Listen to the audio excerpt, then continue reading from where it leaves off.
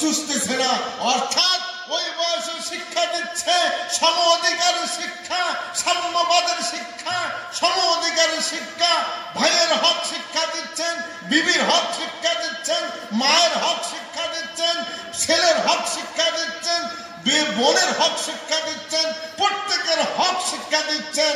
যে আমার নবী বলছেন ওই বয়সে আমার ভাই, আমি যদি দুটো স্তন দিয়ে দুধ পান করি তাহলে আমার ভাই খাবে কি? আমার ভাই খাবে কি? আজ আমরা মুসলমান জমিন, বাপের জমি ভাগ করতে গিয়ে প্রত্যেক ভাই এই চেষ্টা করি আমার দখলে এক কাটা হলেও যেন বেশি আসে, এক কাটা হলেও যেন বেশি আসে। আর আমার দয়ার নবীর শিক্ষা যে আমার ভাইয়ের জমি যেন এক কাটা হলেও আমার ভাগে কম থাকে। এই শিক্ষা কারা চলবো? হাত তুলি। না বেশি নেওয়ার চেষ্টা করব? বেশি নেওয়ার চেষ্টা করবো না কম নেওয়ার চেষ্টা করবো?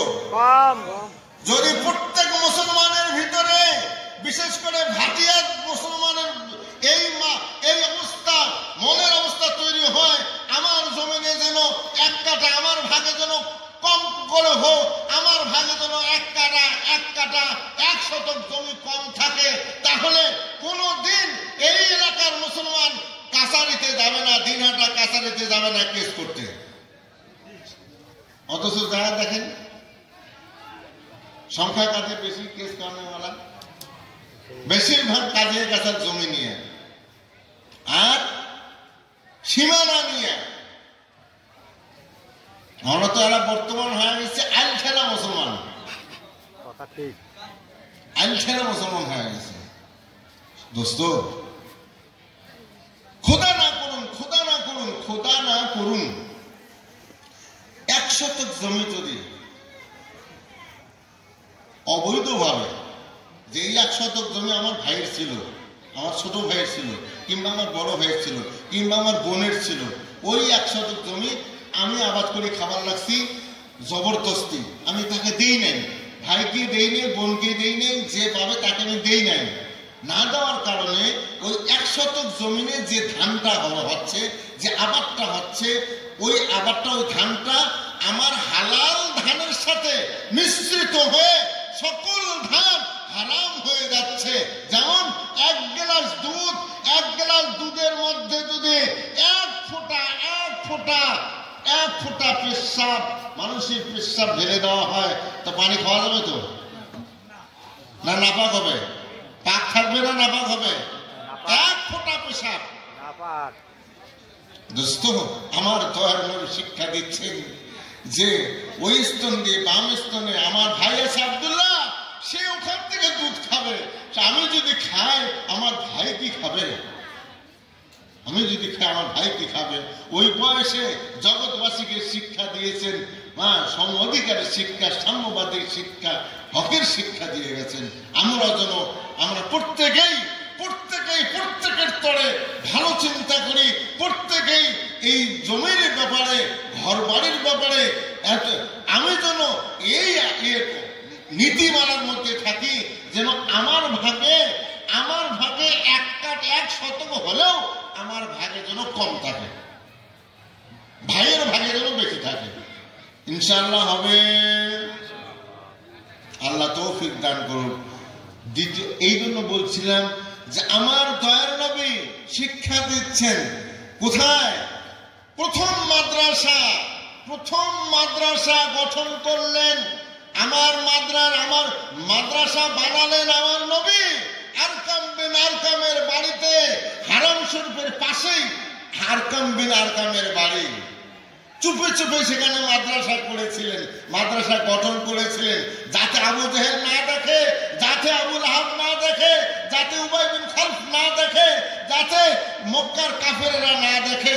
অথচ দেখা গেল একদিন শুনছে যে তারা অমুক জায়গায় রাত্রিবেলায় মুহাম্মদ সাল্লাল্লাহু আলাইহি সাল্লাম কোরআন শরীফ পড়ছে, এরা চুপে চুপে গিয়ে কোরআন শুনতে যায়। আবু জেহেলও যায়, উবাই বিন খলফ যায়, আবু লাহাবও যায়, প্রতিমধ্যে ধরাও পড়ে তুই কি জন্য গেছিলু? আরে মোহাম্মদ সাল্লাল্লাহু আলাইহি ওয়াসাল্লাম কোরআন শোনার জন্য তুই কি জন্য গেছিস? আমরা যদি মোহাম্মদ সাল্লাল্লাহু আলাইহি ওয়াসাল্লাম কোরআন শুনিয়া অভিভূত হয়ে যায় তাহলে তো মান সম্মান মানবেন না। এইরকম ভাবে তারা দুশ্মনী করেছে। দোস্ত, ওই মাদ্রাসা গঠন করনেওয়ালা, মাদ্রাসা তৈরি করনেওয়ালা আমার নবী সাল্লাল্লাহু আলাইহি সাল্লাম, আর সহযোগিতা করনেওয়ালা আরকাম বিন আরকাম রাদিয়াল্লাহু তাআলা আনহু, আর ছাত্ররা হলেন হযরত আবু বকর রাদিয়াল্লাহু তাআলা আনহু, হযরত বিলাল রাদিয়াল্লাহু তাআলা আনহু, হযরত উসমান বিন মাযুন রাদিয়াল্লাহু তাআলা আনহু। দোস্ত, ওই জায়গায় উপস্থিত হলেন এই ছাত্র হযরত ওমর বিন খাত্তাব রাদিয়াল্লাহু তাআলা আনহু। গিয়ে যখন উপস্থিত হলেন বললেন যে আমাকে মুসলমান বানান। ইসলাম গ্রহণ করলেন আমার দয়ার নবীর হাতে হাত দিয়ে, ইসলাম ধর্ম গ্রহণ করে কোরআন পড়লেন, কোরআন শিক্ষা অর্জন করলেন ওই মাদ্রাসায়। প্রথম ওই মাদ্রাসায় কোরআন অর্জন করার পরে ওই মাদ্রাসায় যে দুজন কোরআন অর্জন করলেন, কারা সর্বপ্রথম যারা কোরআন অর্জন। কেটে যাই দিন, কেটে যাই রাত, বোঝে না কেউ দিলের চাহা, আপন করে কাছে টেনে, আপন করে কাছে টেনে, মেটাও জ্বালা গোপিয়ারা, কে বুঝিবে এ দুঃখ আমার, ওগো মাবুদ তুমি ছাড়া, কাকে সরাই ব্যথা বিরহের, ওগো মাবুদ তুমি ছাড়া। আলহামদুলিল্লাহ, আজ জলসার আমার কথার দিকে মন দেন। নাম্বার 1, দৃষ্টান্ত নাম্বার 1, যারা এই মাদ্রাসায় পড়াশোনা করে এরা তো প্রতিদিন কোরআন তেলাওয়াত করে, তাই না জাহাজি? যুবক ভাই ঠিক তো? একটু হ্যাঁ কি না বলো। প্রতিনিয়ত সকাল সন্ধ্যা এরা কোরআনুল কারীম তেলাওয়াত করে। 1 নাম্বার, যারা প্রতিনিয়ত কোরআনুল কারীম পড়ে আল্লাহ তাআলা তাদের প্রতি দয়া, করুণা, রহমত আল্লাহ নাজিল করে দেন। সুবহানাল্লাহ। হুজুর একটা দলিল দেন। আল্লাহ রাব্বুল আলামিন বলেন, আল্লাযীনা ইয়াতলুনা কিতাবাল্লাহি ওয়া আকামুস সালাতা ওয়া আনফাকু মিম্মা রাযাকনাহুম সিররান ওয়া আলানিয়া ইয়ারজুনা তিজারাতান লান তাবুর। আল্লাহ রাব্বুল আলামিন বলেন,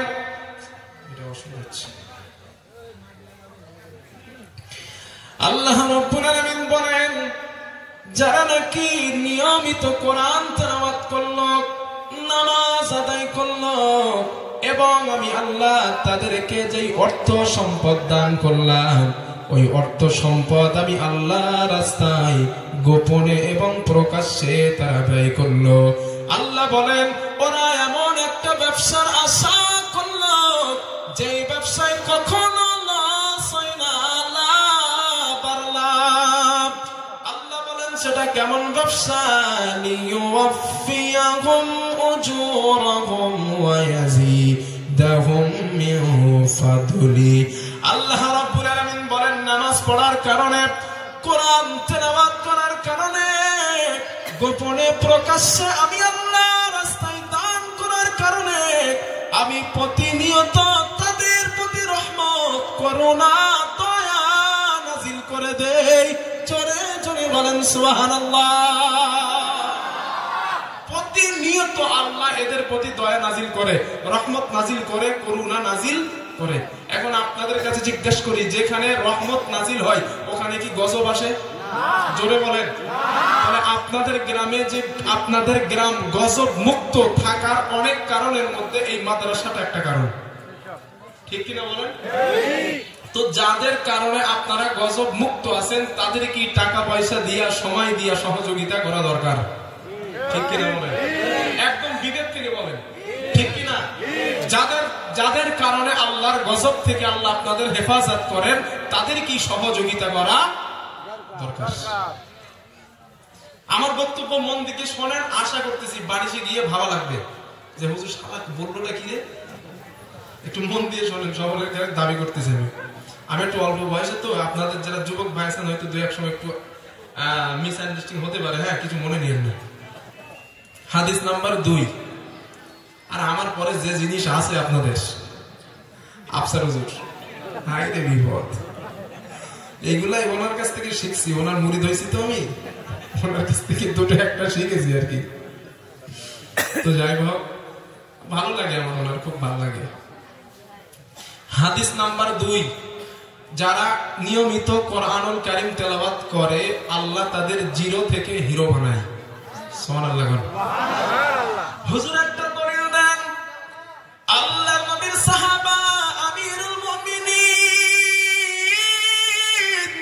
হযরত ওমর রাদিয়াল্লাহু তাআলা আনহু নাফি ইবনে আব্দুল্লাহ নামে এক ব্যক্তিকে মক্কার গভর্নর বানালেন। হযরতে নাফির সঙ্গে আর ওমর রাদিয়াল্লাহু তাআলা আনহুর সঙ্গে একদিন সাক্ষাৎ হয়ে যায়। হাদিসের মধ্যে পাওয়া যায় লাকিয়াহু ওমর বিউসফান, উসফান নামক এলাকায় হযরতে ওমরের সঙ্গে নাফির সঙ্গে সাক্ষাৎ হয়ে যায়। হযরতে ওমর রাদিয়াল্লাহু তাআলা আনহু নাফিকে জিজ্ঞেস করলেন, নাফি মান ইস্তাখলাফতা আলা আহলিল ওয়াদি, ও নাফি মক্কার আশেপাশের গ্রামাঞ্চলের শাসক তোমরা কাকে বানিয়েছো? হযরতে নাফি জবাব দিলেন, আমিরুল মুমিনিন ইবনা আবজা, ইবনা আবজাকে আমরা শাসক বানালাম। হযরত ওমর বলেন, মান ইবনু আবজা?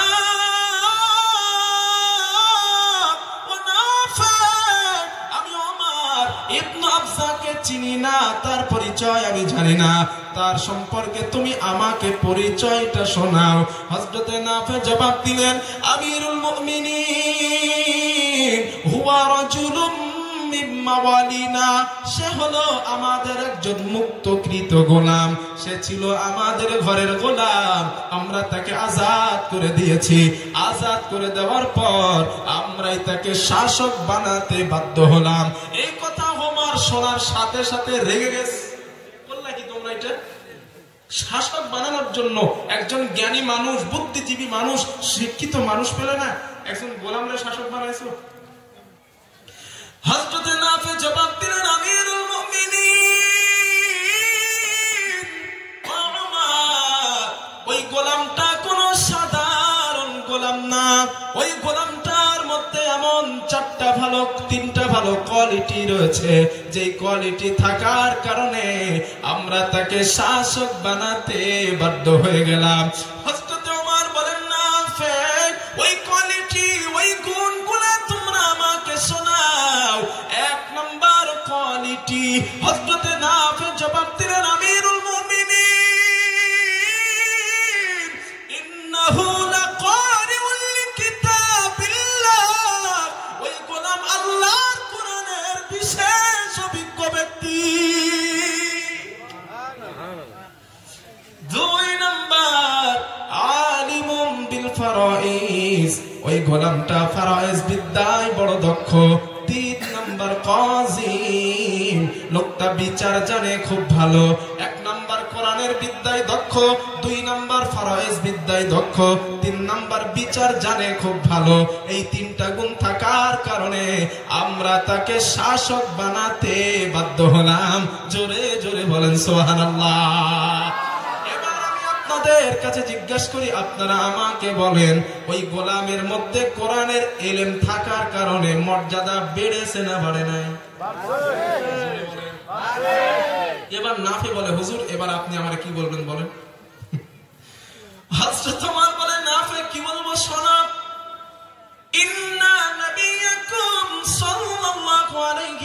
وسلم قال إن الله يرفع بهذا الكتاب أقواما ويدع به آخرين মুনাফিক আমরা আল্লাহর নবীকে বলতে শুনেছি আল্লাহর নবী বলতেন এই কোরআনের মাধ্যমে আল্লাহ কারো সম্মান বাড়িয়ে দেন আবার এই কোরআনের মাধ্যমে আল্লাহ কারো সম্মান কমিয়ে দেন মুনাফিক ওই গোলামটা গোলাম হলে কি হবে কোরআনের ইলম থাকার কারণে আল্লাহ তাকে গোলাম থেকে আজাদ করে দিয়া শাসক বানিয়ে দিয়েছে ও কুচবিহারের মুসলমান এই মাদ্রাসার ছেলেগুলা টাকা না থাকতে পারে গরিবের বাচ্চা হতে পারে কিন্তু আপনাদের থেকে আল্লাহর কাছে এদের দাম অনেক বেশি ঠিক কিনা বলেন এটা আমার বাপের কথা না নবীজি বলছেন জোরে বলেন তাই না তবে আল্লাহ যাদের মর্যাদা বাড়ান তাদেরকেই তো সহযোগিতা করা দরকার ঠিক কিনা বলেন ভাইয়া আল্লাহ যাদের মর্যাদা দেন তাদেরকেই ভালোবাসা কলিজা কেটে খাওয়ানো দরকার তাদের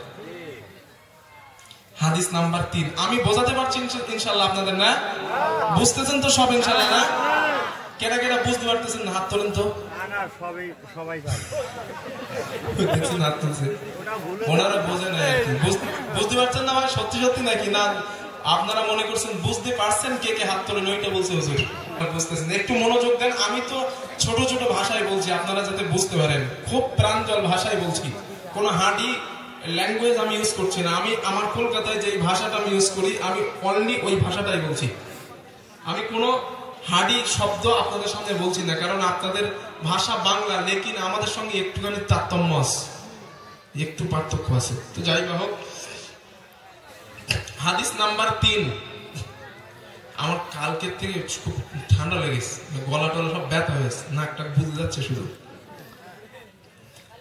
হাদিস নাম্বার 3 এই মাদ্রাসার ছেলেগুলা এরা মাদ্রাসায় হুজুরের কাছে বাবা মা নিয়ে আসেন যে হুজুর আমার ছেলেগুলারে আপনি একটু ভর্তি করে দেন আমার ছেলেটারে হাফেজ বানাতে চায় এখন বাবা মা নিয়ে আসছে আনার পরে এদের অবস্থা কি শুনেন হাদিস নাম্বার 3 আল্লাহর নবী বলেন ক্বালা রাসূলুল্লাহ সাল্লাল্লাহু আলাইহি ওয়াসাল্লাম রাসূলুল্লাহ সাল্লাল্লাহু আলাইহি ওয়াসাল্লামের বর্ণনা আল্লাহর নবী বলেন ফাওয়াল্লাযী নাফসু মুহাম্মাদিন বিয়াদি যে সত্তার হাতে যে আল্লাহর হাতে আমি নবী মুহাম্মাদের প্রাণ ওই আল্লাহর নামের কসম করে বলছি কসম করে বলছি কসম করে বলছি মা মিন মুতাআল্লিমিন ইখতালিফু ইলা বাবি আলিমিন আল্লাহর নবী বলেন এমন কোন তালিবুল ইলম নাই এমন কোন কোরআনের ছাত্র নাই যে ছেলেটা মাদ্রাসার হুজুরের কাছে যায় হুজুর আমি কোরআন জানি না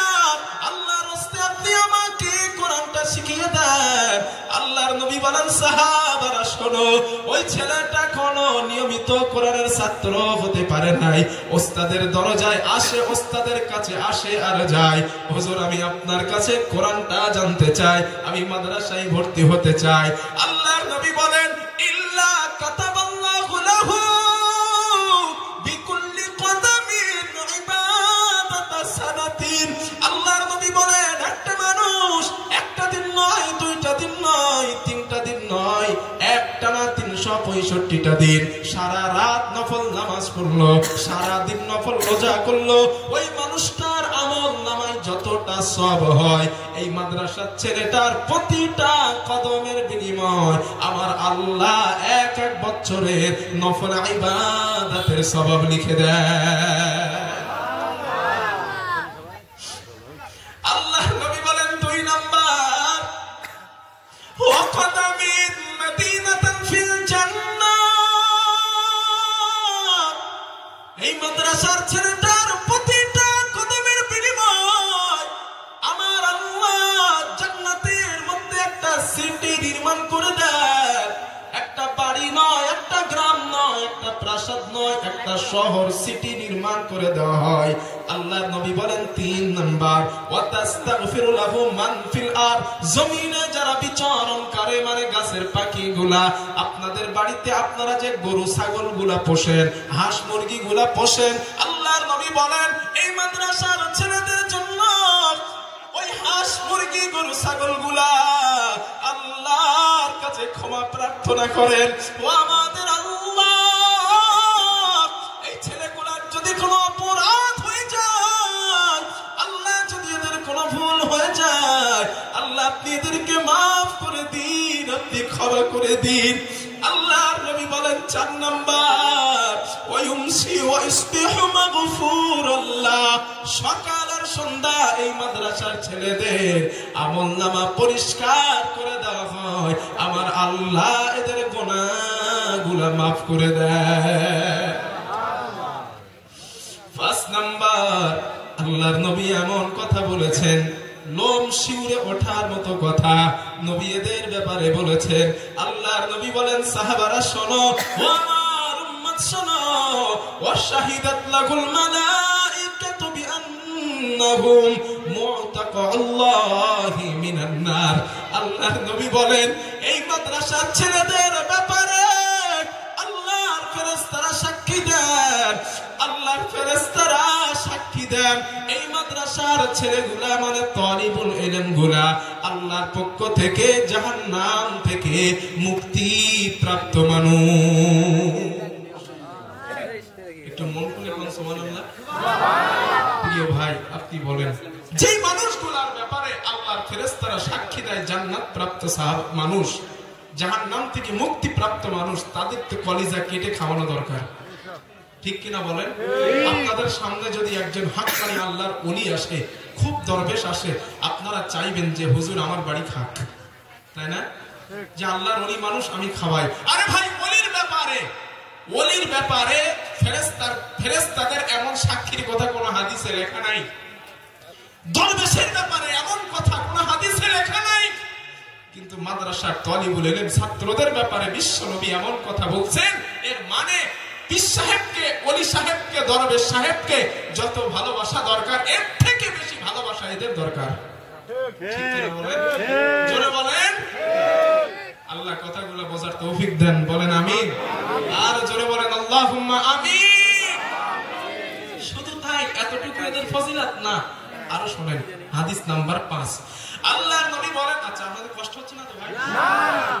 আল্লাহ নবী বলেন, ক্বালা রাসূলুল্লাহ সাল্লাল্লাহু আলাইহি ওয়াসাল্লাম, রাসূলুল্লাহ সাল্লাল্লাহু আলাইহি ওয়াসাল্লাম বর্ণনা, আল্লাহ নবী বলেন, মান ক্বারাআল কুরআন ফাস্তাদহরাহু ফাহাল্লা হালালাহু ওয়া হারামা হারামাহু আদখালাহুল্লাহুল জান্নাহ। আল্লাহ নবী বলেন, যে ছেলেটা কোরআনের হাফেজ হয়ে যায়, ফাহাল্লা হালালাহু, কোরআনের হালালকে হালাল গ্রহণ করলো, ওয়া হারামা হারামাহু, কোরআনের হারামকে হারাম বর্জন করলো, মানে কোরআনের আদেশগুলা মেনে নিল, কোরআনের নিষেধগুলা ছেড়ে দিল। আল্লাহর নবী বলেন, আদখালাহুল্লাহুল জান্নাহ, আমার আল্লাহ তাকে দয়ার জান্নাত দিয়ে দিবে। শুধু তাই না, এবার খুশির কথা শোনেন। আল্লাহর নবী বলেন, আমার উম্মত ওই কোরআনের হাফেজকে আমার আল্লাহ শুধু জান্নাত দিবেন না, ওয়াশাফাহু ফি আশরাতিন মিন আহলি বাইতিহি কুল্লুহুম ক্বাদ ওয়াজাবাত লাহুন নার।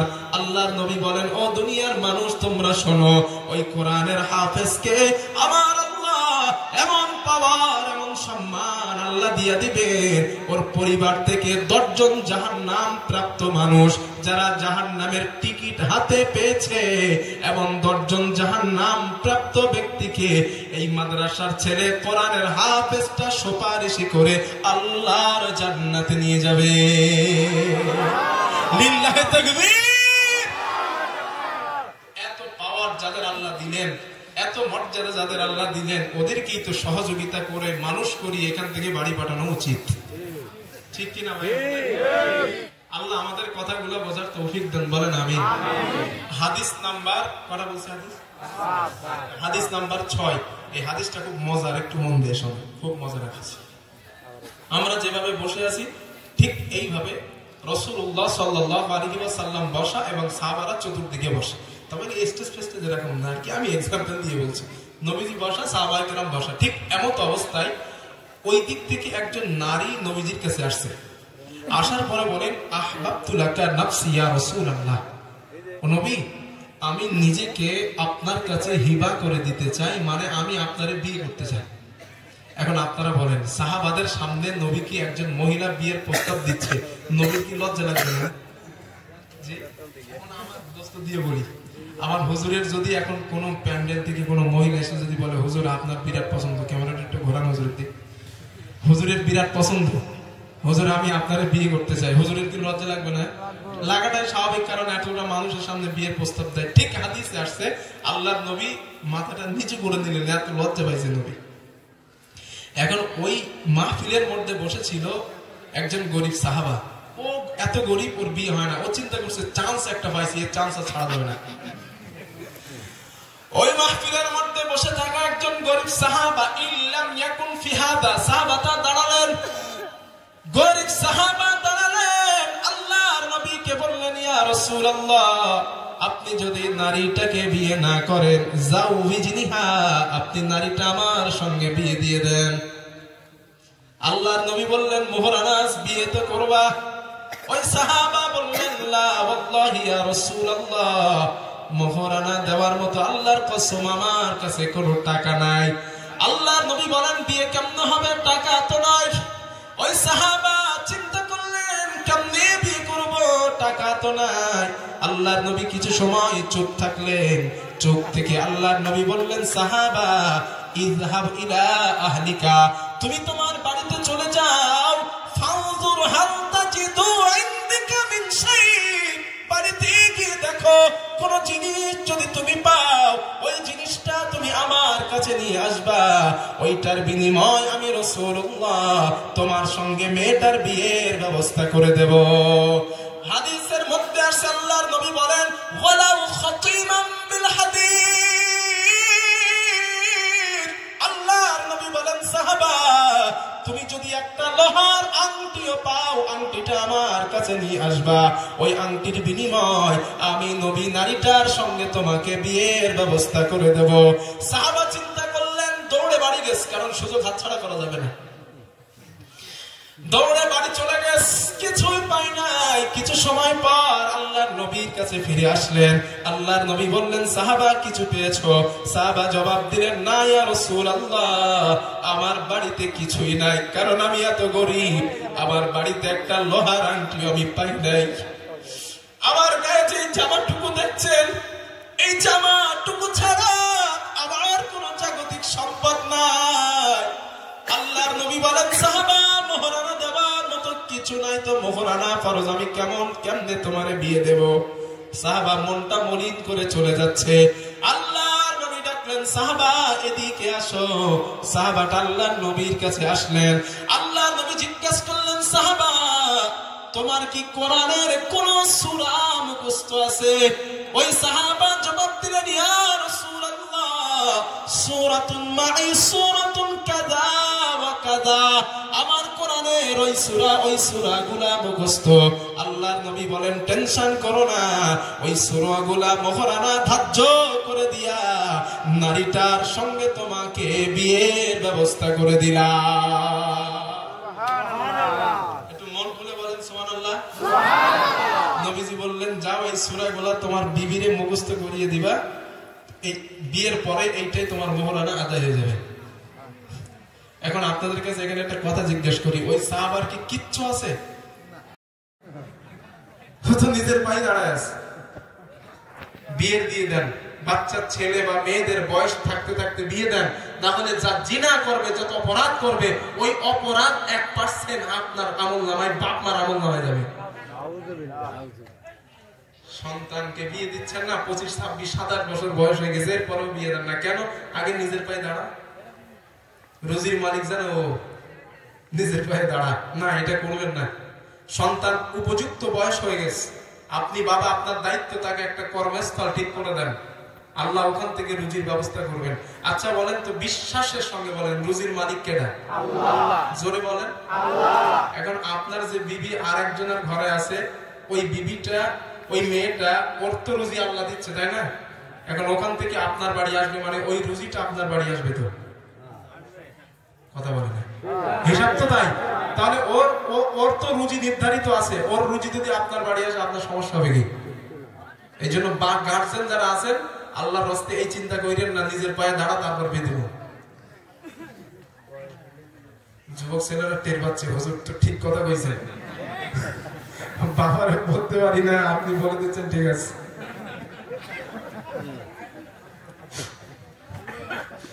আল্লাহ কথাগুলো বোঝার তৌফিক দেন, বলেন আমিন। হাদিস নাম্বার 7, আল্লাহ নবী বলেন ক্বালা রাসূলুল্লাহ সাল্লাল্লাহু আলাইহি ওয়াসাল্লাম, রাসূলুল্লাহ সাল্লাল্লাহু আলাইহি ওয়াসাল্লামের বর্ণনা, আল্লাহ নবী বলেন মান ইকরাআল কুরআন ফাইন্নাহু ইয়াতি ইয়াউমাল কিয়ামাতি শাফিআন লিআসহাবিহি। আল্লাহ নবী বলেন আমার উম্মত তোমরা কোরআন পড়ো, বেশি বেশি করে তোমরা কোরআন পড়ো, কারণ কেননা কিয়ামতের দিন এই কোরআন মানুষের জন্য সুপারিশের কান্ডার হয়ে আল্লাহর সামনে দাঁড়াবে। জোরে জোরে বলেন সুবহানাল্লাহ। আল্লাহর নবী এর পরে বলেন ওয়া আমার উম্মত ইকরাউস সাহরাইন, তোমরা কোরআনের দুইটা উচ্চতম সূরা পড়বা। এক নাম্বার সূরাতুল বাকারা, সূরাতুল বাকারা ওয়া সূরাতুল আলে ইমরান। এক নাম্বার সূরা বাকারা, দুই নাম্বার সূরা আলে ইমরান। ফাইন্নাহুমা ইয়াতিয়ানি ইয়াউমাল কিয়ামা কাআন্নাহুমা গামামাতান। আল্লাহর নবী বলেন আমার উম্মত এই দুইটা সূরা হাসরের ময়দানে দুই খণ্ড মেঘ অথবা দুইটা ছায়া হয়ে তোমার পাশে দাঁড়াবে।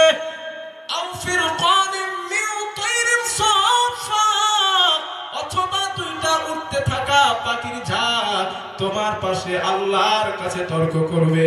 আল্লাহর নবী বলেন আমার উম্মত আল্লাহর কাছে তর্ক করতে করতে ওই বান্দাকে এই কোরআনের দুইটা সূরা আল্লাহর জান্নাতে নিয়ে যাবে।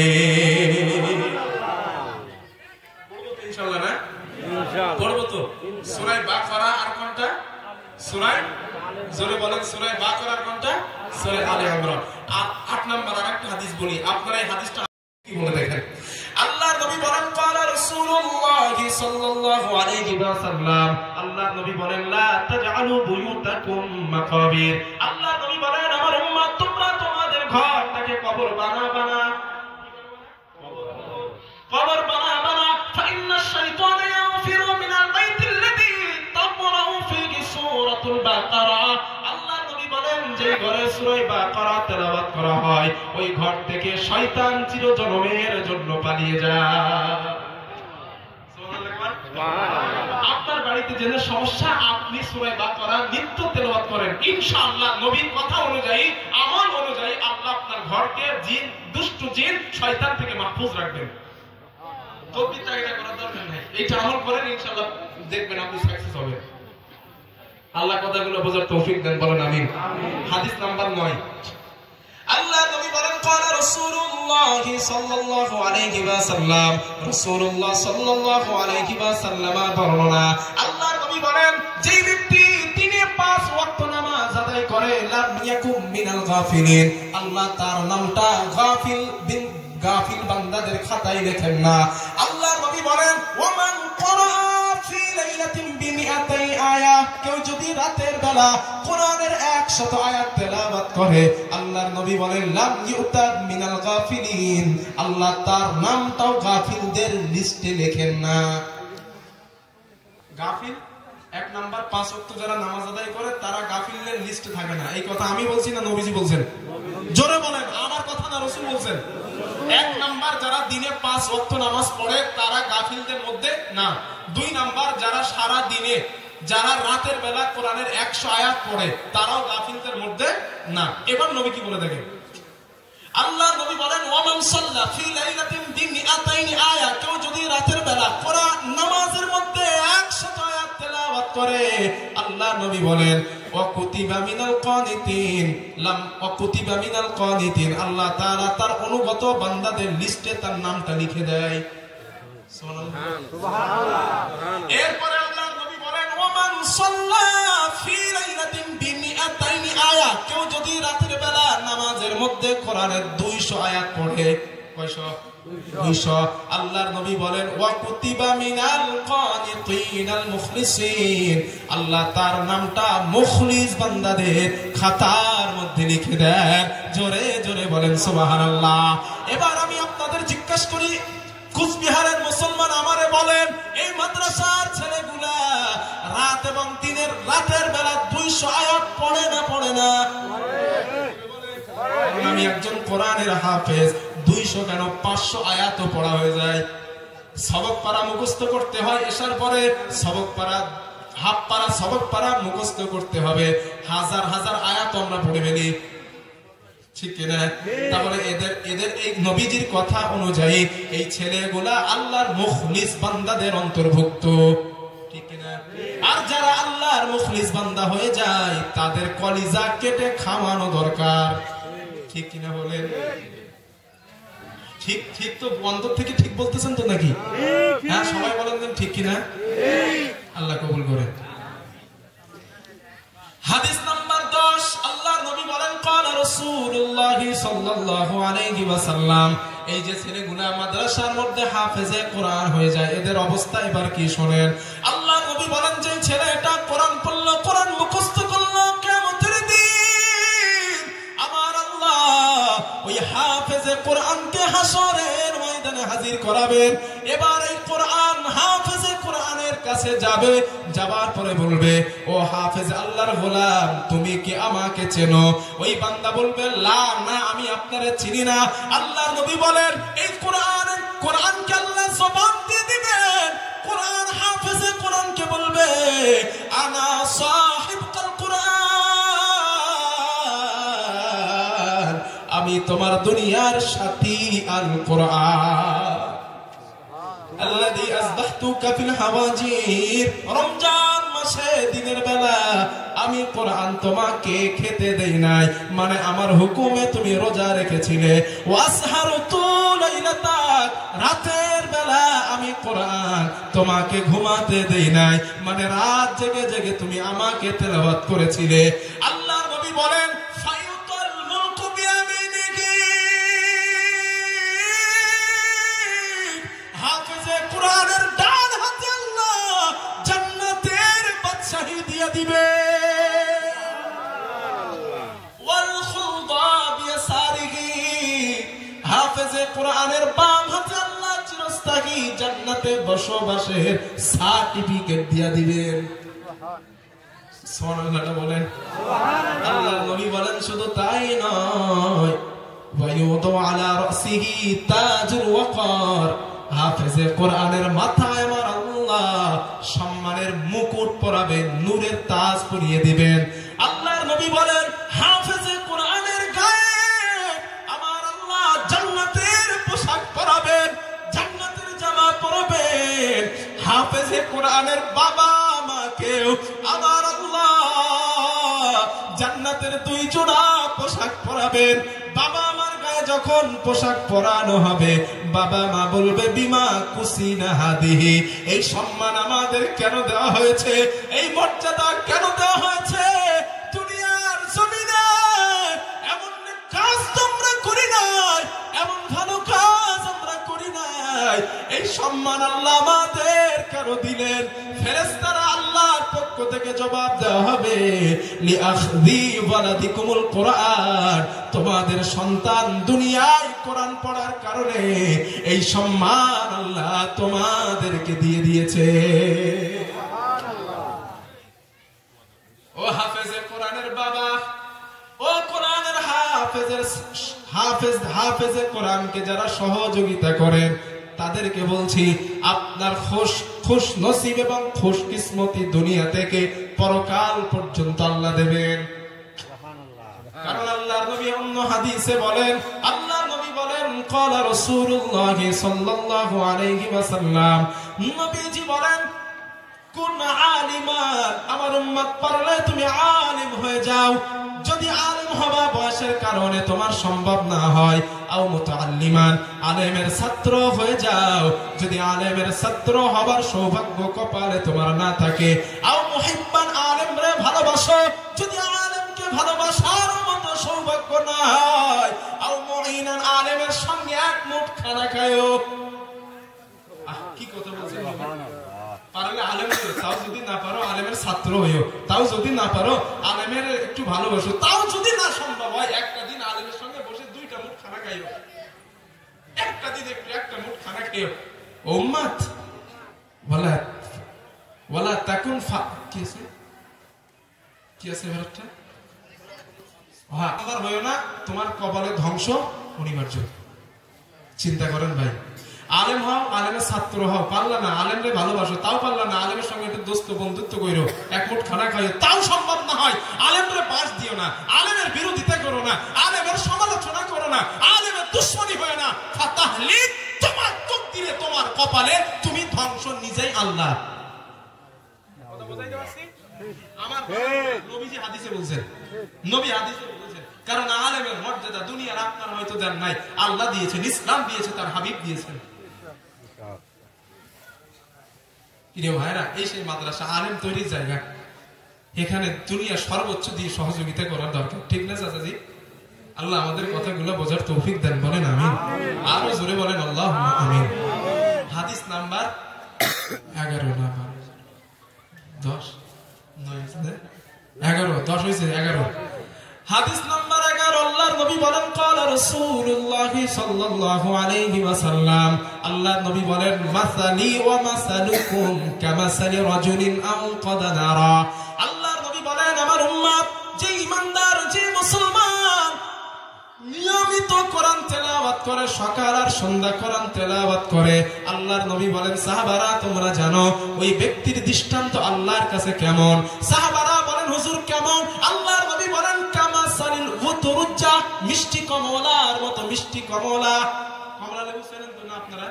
কমলা লেবু নবীজি বলেন কমলার মতো কমলা, রিহুহা তাইয়িবুন ওয়া তা'মুহা তাইয়িবুন, যে কমলার স্বাদ অনেক মিষ্টি, যার ঘ্রাণ অনেক সুন্দর। আল্লাহর নবী বলেন যে ঈমানদার, যে মুসলমান নিয়মিত কোরআন তেলাওয়াত করে, আল্লাহর কাছে তার দৃষ্টান্ত ওই মিষ্টি কমলা লেবুর মতো। সুবহানাল্লাহ। আর যারা ওয়া মাসালুল মুমিনিল্লাযী লা ইয়াকরাউল কুরআন, যে ঈমানদার, যে মুসলমান নিয়মিত কোরআন তেলাওয়াত করে না, আল্লাহর নবী বলেন আল্লাহর কাছে তার দৃষ্টান্ত কেমন জানো? সাহাবারা জিজ্ঞাসা করলেন হুজুর কেমন? আল্লাহর নবী বলেন কামাসালিত তামরা, খেজুরের মতো। খেজুর তো চেনেন না? চেনেন, তারপরেও জিজ্ঞেস করতেছি কথাগুলো মাধুর্যতা বাড়ানোর জন্য। নবীজি বলেন খেজুরের মতো। নবী খেজুর কেন বললেন? এই জন্য, কারণ খেজুরের স্বাদ আছে খাইতে, ঘ্রাণ নাই, ঠিক কিনা? আল্লাহর নবী বলেন ঈমান থাকার কারণে ওই ঈমানদারের আল্লাহর কাছে ঘ্রাণ আছে, স্বাদ আছে। কোরআন না পড়ার কারণে আল্লাহর কাছে তার ঘ্রাণ নাই। আল্লাহ আমাদেরকে এই মাদ্রাসার ছেলে যারা কমলা লেবুর মতো আল্লাহর কাছে ওদের দৃষ্টান্ত, এদেরকে ভালোবাসার তৌফিক আল্লাহ আমাদের দেন, বলেন আমিন। আরো জোরে বলেন আমিন। এদের মর্যাদা হাসরের দিন কতটা হবে? হাদিস নাম্বার 12, এটা শুনেন। আল্লাহর নবী বলেন ক্বালা রাসূলুল্লাহ সাল্লাল্লাহু আলাইহি ওয়াসাল্লাম। আপনারা কষ্ট পাচ্ছেন না তো? না। বিরক্ত হইতেছেন না তো? আফসার হুজুরে আনবে না, না বলেন। আল্লাহর নবী বলেন যে ছেলেটা কোরআন মুখস্থ করলো, কিয়ামতের দিন আমার আল্লাহ ওই ছেলেটাকে ডাকবেন, আল্লাহ ডেকে বলবেন গোলাম ইকরা, বান্দা তুমি পড়ো, ওয়ারতাকি, এবং তুমি উপরে ওঠো, ওয়ারাতিল কামা কুনতা তুরাতিলু ফিদ দুনিয়া, দুনিয়ায় যেমন আস্তে আস্তে ধীরে ধীরে তুমি কোরআন পড়তে, এমন আস্তে আস্তে ধীরে ধীরে তুমি তেলাওয়াত করতে থাকো। আল্লাহর নবী বলেন, আল্লাহ বলবেন ফাইন্না মুনজিলাকা ইনদা মাতাইনা, যেখানে তুমি তোমার তেলাওয়াত থামাবে ওটাই হবে তোমার আসল জায়গা, ওটাই তোমার শেষ মঞ্জিল, ওটাই হবে তোমার শেষ জায়গা।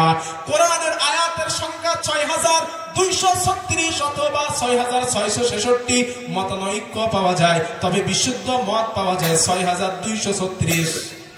বিশুদ্ধ আরবের যে ছাপটা আছে ওইটাই দেখবেন, আরবের প্রিন্টিং যে কোরআনটা আছে ওতে আয়াত সংখ্যা আছে 6236টা, আমি নিজে গুনেছি। তবে 6666 এটা নাজরা কোরআনের আয়াত সংখ্যা আছে, মতানৈক্য আছে, তবে এটা নিয়ে দ্বন্দ্ব করার কোনো সুযোগ নাই। কথা বুঝতেছেন? তো যেটাই হোক ৬৬৬৬ হোক বা ৬২৩৬ হোক, যেটাই হোক, যারা কোরআনের হাফেজ কিয়ামতের দিন ৬২৩৬ অথবা ৬৬টা আয়াত পড়বে, ওটাই থাকার জায়গা। আরো জোরে বলেন। মানে সব থেকে ফার্স্ট ক্লাস জায়গা পাবে কোরআনের হাফেজরা। এখন প্রশ্ন আসতে পারে, হুজুর তাহলে নবী? আরে ভাই, নবীও তো কোরআনের হাফেজ ছিলেন, ঠিক না? আল্লাহর হাবিবই তো কোরআনের হাফেজ, সাহাবায়ে কেরামরা তো কোরআনের হাফেজ। আল্লাহ কথাগুলো বোঝার তৌফিক দেন, বলেন আমিন। আরো জোরে বলেন আমিন। 13 নম্বর আরেকটা হাদিস শুনেন, এটা খুব মজার। আচ্ছা, এইখানে আমাদের সবার ইচ্ছা হয় আমার বাপ যদি প্রধানমন্ত্রী হতো। কথা বলে না, এরকম ইচ্ছা জাগে না? না জাগবে না, জাগে না, জাগে না, তারপরেও যদি হইতো, আমি যদি প্রধানমন্ত্রীর ছেলে হইতাম, আমার বাপ যদি পশ্চিমবাংলার মুখ্যমন্ত্রী হতো, দুনিয়ার উঠবে বাহাদুরি না, এটা মানে একটা এক্সাম্পল আর কি। যদি হইতো, আমি যদি মুখ্যমন্ত্রীর ছেলে হতাম, এরা একটা মনে মনে জাগে না? যখন পুলিশ রাস্তায় গাড়ি ধরে তখন মনে মনে হয় পুলিশটা যদি আমার মামা হতো, ঠিক না? এরকম মনে আসে আর কি। তো কেন হাই লেভেলের মানুষের পরিবারের লোক হইতে পারলে বিরাট কিছু হইতো। তা যাই বা হোক, ব্যাপারটা হলো যে আমাদের পশ্চিমবাংলার মুখ্যমন্ত্রী মমতা ব্যানার্জি, ওর একজন ভাইপো আছে, তার নাম অভিষেক ব্যানার্জি। এখন অভিষেক ব্যানার্জি ধরে নেন আপনাদের এলাকায় এমনি দর্শন করার জন্য আসছে। এখন আপনারা যে যা রাজনীতি করেন ওটা আপন জায়গায়। এখন আপনাদের এলাকায় যদি আসে, আপনাদের মনে হবে যে না, একটু দেখে আসি অভিষেক ব্যানার্জি, ঠিক না? আসছিল না, এটা আমি এক্সাম্পল, যে যা করেন, এটা এক্সাম্পল আর কি। হ্যাঁ, আমি রাজনীতি করিও না, রাজনীতির পক্ষেও বলি না, বিপক্ষেও বলি না, আমি সাদা দিলে কাদা নাই ভাই, এইভাবে শুনি। তো অভিষেক ব্যানার্জির সঙ্গে কিন্তু আবার প্রশাসনও থাকবে, তাই না? কেন থাকে বলেন তো? উনি মমতার আস্থা ভাজন ভাইপোতায়, ওনার পরিবারের সদস্য তাই। শুধু থাকে না, প্রশাসন মাঝে মধ্যে বুটে বাড়ি মারে আর কপালে স্যালুট দেয়। স্যালুট দেয় কেন? স্যালুট দেয় কারণ মুখ্যমন্ত্রী মমতা ব্যানার্জির ভাইপোতায়, ঠিক তো? এখন একটা কথা বিবেক থেকে বলেন, মুখ্যমন্ত্রীর ভাইপো অভিষেকের দাম বেশি না আল্লাহর পরিবারের সদস্য যারা, ওদের দাম বেশি? কারণ মুখ্যমন্ত্রী তো মাত্র দুনিয়া, পশ্চিমবাংলার কয়টা মানুষের মুখ্যমন্ত্রী, আর আল্লাহ তো সব দুনিয়ার বাদশা, তার পরিবারের সদস্য হইলে কেরম লাগে? বিরাট ভালো লাগবে না? এখন ওই পরিবারের সদস্য কারা? হাদিস শোনেন 13 নম্বর। আল্লাহর নবী বলেন, ক্বালা রাসূলুল্লাহ সাল্লাল্লাহু আলাইহি ওয়াসাল্লাম, রাসূলুল্লাহ সাল্লাল্লাহু আলাইহি ওয়াসাল্লামের বর্ণনা। আল্লাহর নবী বলেন, ইন্না লিল্লাহি আহলিনা মিনান নাস। আল্লাহর নবী বলেন, সাহাবারা, দুনিয়ার মানুষের মধ্যে এমন কিছু মানুষ আছে যারা আল্লাহর পরিবার, আল্লাহর পরিবার, আল্লাহর পরিবার। সাহাবারা চমকে উঠলেন, মান হুম ইয়া রাসূলুল্লাহ, হুজুর আল্লাহর পরিবার কারা? আপনি আমাদেরকে একটু বলেন, আপনি আমাদেরকে শোনান, আল্লাহর পরিবারের সদস্য কারা? আল্লাহর নবী জবাব দিলেন, সাহাবারা আহলুল কুরআন হুম আহলুল্লাহ ওয়া খাসাতুহু। আল্লাহর পরিবারের সদস্য তারা দুনিয়ায় কোরআন পড়নেওয়ালা মাদ্রাসার ছেলে যারা, দুনিয়ায় যারা কোরআন পড়ে তারা আল্লাহর পরিবারের সদস্য। জোরে জোরে বলেন সুবহানাল্লাহ। এখন যারা আল্লাহর পরিবারের সদস্য হয়ে যায় তাদের ভালোবাসবেন না বাসবেন না? কেডা কেডা বাসবেন? একটু হাত তুলে দিন। মাদ্রাসার তালিবুল ইলমদের ভালোবাসবেন কেডা কেডা? না, আমরা তুললাম। হাত তোলে নাই কেডা? দেখেন তো ভাই, দেখেন আবার একটা তুলছে, দেখছেন? হাত নামা ভাই, জোর করে তোলা লাগে কেন? এতটা হাদিস শোনাইলাম তারপরেও কলেজে গলে না। কি দিয়ে বানাইছে আল্লাহ আপনাদের? বিশ্বাস করুন ভাই, বিশ্বাস করুন, আমরা যখন সাধারণ লোক রাস্তা দিয়ে হাঁটি, কোটিপতি, বিলিয়ন ট্রিলিয়নের মালিক, প্রধানমন্ত্রী, মুখ্যমন্ত্রী, রাষ্ট্রপতি, গোটা পৃথিবীর মন্ত্রীও যদি রাস্তা দিয়ে হাঁটে, তার পায়ের নিচেই থাকে ধুলা, তার পায়ের নিচেই থাকে বালু, তার পায়ের নিচেই থাকে কাদা, তার পায়ের নিচেই থাকে রাস্তার পিস আর খড়, ঠিক কিনা? কিন্তু আল্লাহর নবী বলে না, নবীজি সোনার জবানে বলেছেন, ও দুনিয়ার মানুষ শোনো, মাদ্রাসার তালিবুল ইলম গুলা, কোরআনের ছাত্রগুলা, ওরা যখন রাস্তা দিয়ে হাঁটে, ওদের পায়ের নিচে তোমরা দেখো রাস্তার ধুলাবালি, তোমরা দেখো ওদের পায়ের নিচে রাস্তার খড়। নবীজি বলছি না, ওদের পায়ের নিচে রাস্তার ধুলাবালি না, ওদের পায়ের নিচে ইট পাথর না, আমি রাহমাতুল লিল আলামিন বলছি ওদের পায়ের নিচে আল্লাহর নূরের ফেরেশতারা তাদের মনস্তুষ্টির জন্য নূরের ডানা বিছায়া দেয়। সুবহানাল্লাহ। ও মানুষ যাদের পায়ের নিচে ফেরেশতারা ডানা বিছায় তাদের মর্যাদা প্রধানমন্ত্রীর থেকে বেশি, ঠিক কিনা বলেন? তো প্রধানমন্ত্রীকে যদি এত সম্মান করেন, এত মর্যাদা দেন, ওনাদের থেকে এই মাদ্রাসার ছেলেদের বেশি ভালোবাসা দরকার, ঠিক কিনা বলেন চাচাজি? আল্লাহ এই ভালোবাসা আমাদের কলিজায় ভরে দেন, বলেন আমিন। আর জোরে বলেন আল্লাহুম্মা আমিন। হাদিস নাম্বার কত বলছি? 12 না 13? হাদিস নাম্বার 14। এই হাদিসটা শেষ।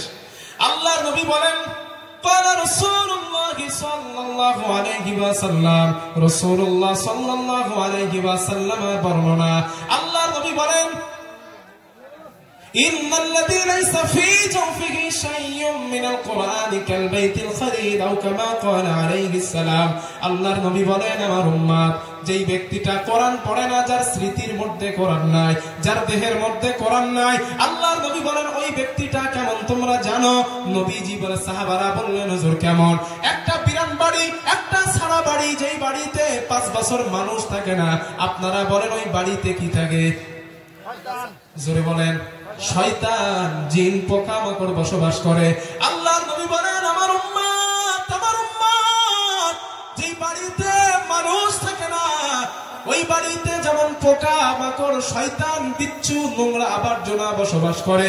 যার স্মৃতিতে কোরআন নাই, যার দেহের মধ্যে কোরআন নাই, আল্লাহর নবী বলেন তার দেহের মধ্যে তাই থাকে। আল্লাহ তাআলা এইগুলা থেকে আমাদেরকে হেফাজত করেন, বলেন আমিন। আরো জোরে বলেন আল্লাহুম্মা আমিন। নারে তাকবীর। অধিকার চাও চাও খুঁজে নাও, চোখ রাখো কোরআনে, সমাধান চাও যদি জীবনে মরণে, ফিরে চাও খুঁজে নাও, চোখ রাখো কোরআনে, এতেই পাবে সুখ শান্তির ঠিকানা, এতেই পাবে সুখ শান্তির ঠিকানা, যদি মেনে নাও তুমি মনে প্রাণে, সমাধান সমাধান চাও যদি জীবনে মরণে, ফিরে চাও খুঁজে নাও, চোখ রাখো কোরআনে, ঠিক কিনা?